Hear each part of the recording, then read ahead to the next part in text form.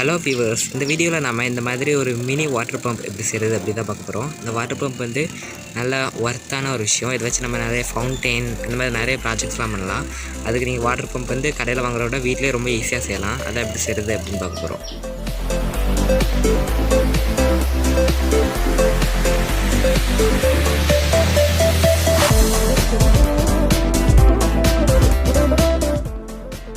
நமக்கு water pump செய்கிறதுக்கு ரொம்ப முக்கியமாக தேவைப்படுறதே வாட்டர் கேன் கேப்ஸ் தான். ஒரு 4 வாட்டர் கேன்ஸ் கேப் பக்கம் நான் எடுத்து வச்சுருக்கேன். அதுலேருந்து ஃபஸ்ட்டு ஒரு 2 வாட்டர் கேன் கேப்பை மட்டும் தனியாக எடுத்து அதில் சென்டரில் ஹோல்ஸ் போட்டு எடுத்துக்கிறேன்.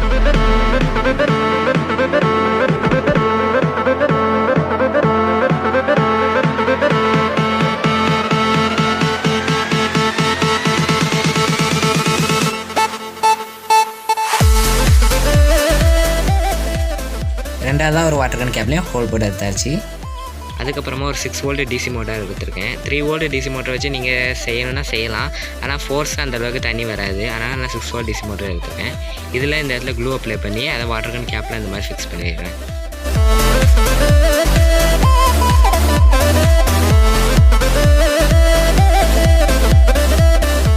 நல்லா ஸ்ட்ராங்காக இருக்கணுங்கிறக்காண்டி இந்த மோட்டரில் இந்த கேப் எல்லாத்துலேயுமே நான் க்ளூ யூஸ் பண்ணி ஃபில் பண்ணிடுறேன். அதுக்கப்புறமா இன்னொரு கேப் எடுத்து அதில் இந்த இடத்துல க்ளூ அப்ளை பண்ணி நான் விட்டுற மாதிரியே அந்த மோட்டரில் ஒட்டிடுங்க.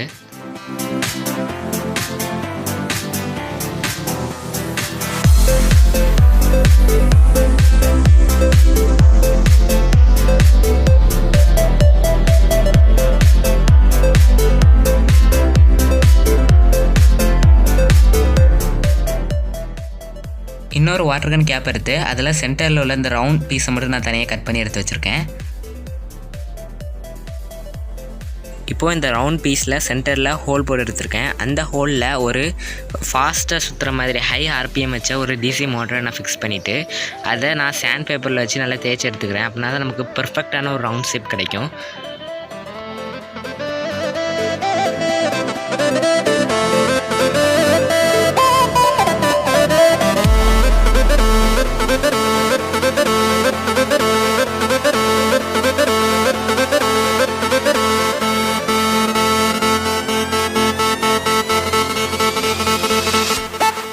இப்போ நமக்கு முன்னே இருந்ததை விட ஓரளவுக்கு ஒரு பெர்ஃபெக்டான ஒரு ரவுண்ட் ஷேப் கிடச்சிருக்கு.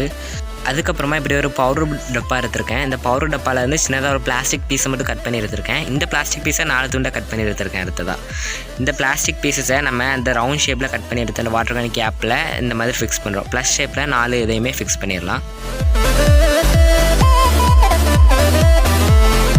ஃபிக்ஸ் பண்ணதுக்கப்புறம் பார்க்க இந்த மாதிரி தான் இருக்கும்.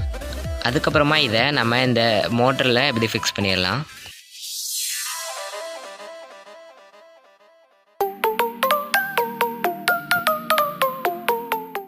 இதில் கொஞ்சம் ஃபெவிக்விக் அப்ளை பண்ணிடலாம்.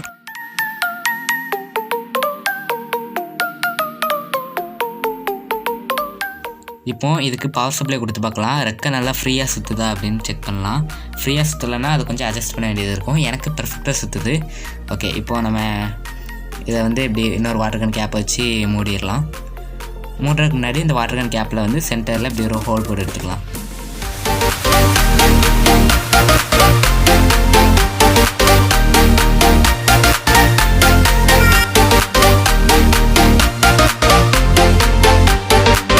இப்படி நம்ம சால்டரிங் ஐயனை யூஸ் பண்ணி ஹோல் போடுறப்போ நமக்கு இங்கே லைட்டாக பிசுலாம் இருக்கும். அதெல்லாம் தெர்மாகோல் கட்டரை வச்சு கட் பண்ணி எடுத்துடலாம். அதுக்கப்புறமா நம்ம இந்த மோட்டர் ஃபிக்ஸ் பண்ணியிருக்கிற பீஸில் இந்த இடத்துல ஒரு செமி சர்க்கிள் மாதிரி ஒரு ஹோல் போட்டு எடுத்துக்கலாம்.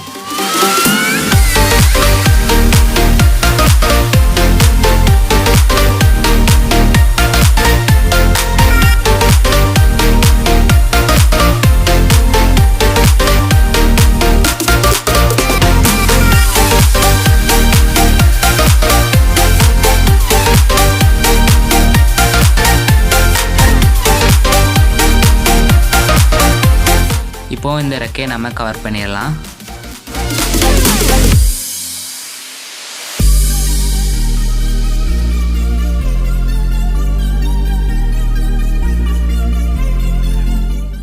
இப்போ இந்த இடத்துல வந்து நம்ம ஏற்கனவே பாதி ஹோல் போட்டோம். மீதி ஹோலை அந்த க்ரீன் கலர் வாட்டர் கேன் கேப்பில் வந்து போட்டு எடுத்துக்கலாம்.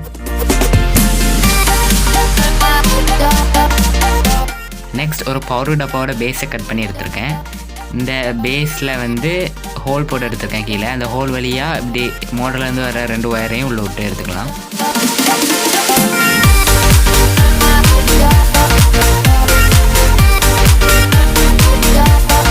இங்கேயே லைட்டாக ஃபெவிக்விக் அப்ளை பண்ணிடலாம்.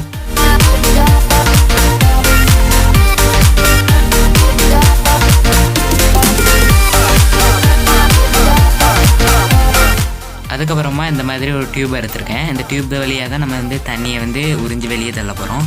ஸோ அந்த டியூப்பை வந்து இந்த இடத்துல வாட்டர் கேன் கேப்பில் இந்த இடத்துல வந்து ஃபிக்ஸ் பண்ணுறோம். ஓகேவா? இப்போ கொஞ்சம் எம்சியில் எடுத்து அதை கட் பண்ணி எடுத்துக்கலாம். இந்த எம்சியில் எடுத்து நல்லா மிக்ஸ் பண்ணிக்கலாம்.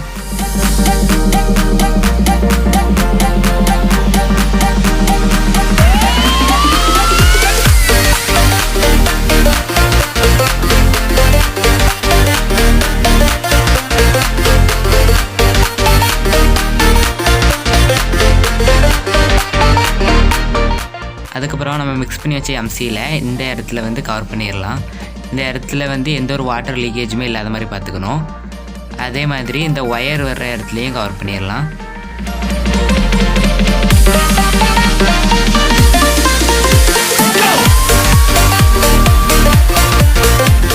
நெக்ஸ்ட் இந்த பவர் டப்பாவும் அந்த வாட்டர் கேன் கேப்பு ஜாயின் ஆகிற இடத்துலையும் கொஞ்சம் போட்டு வச்சுக்கலாம்.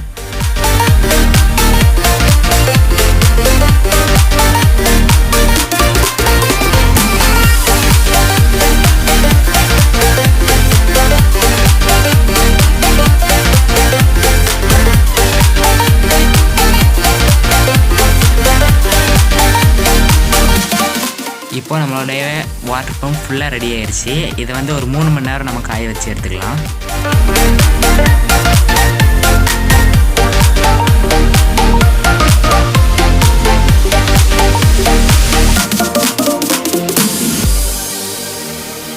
இது நான் 3 மணி நேரம் காய வச்சு எடுத்துட்டேன். உங்களுக்கு டெஸ்ட் பண்ணி காட்டுறதுக்காண்டி இங்கே நான் ஒரு 5 வோல்ட் அடாப்டரை கனெக்ட் பண்ணியிருக்கேன். நீங்கள் வந்து 5 வோல்ட் அடாப்டர் தான் கனெக்ட் பண்ணணும் இல்லை, பேட்டரி HW பேட்டரியும் கனெக்ட் பண்ணி நீங்கள் இந்த மோட்டரை ஆப்ரேட் பண்ணலாம். இங்கே பாருங்கள், இது 5 வோல்ட் அடாப்டர் தான்.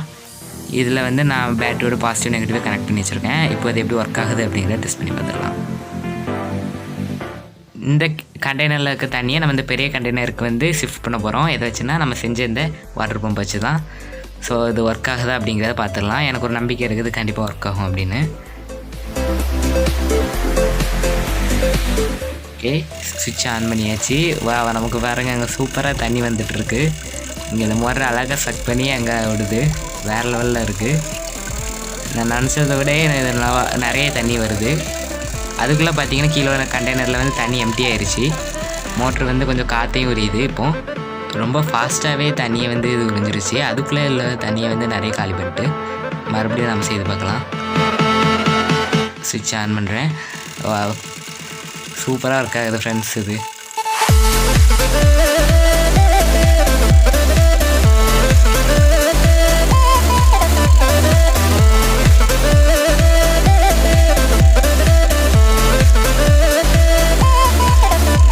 இந்த வாட்டர் பம்ப் பற்றி நீங்கள் என்ன நினைக்கிறீங்க அப்படிங்கிறத கமெண்ட்ஸில் சொல்லுங்கள்.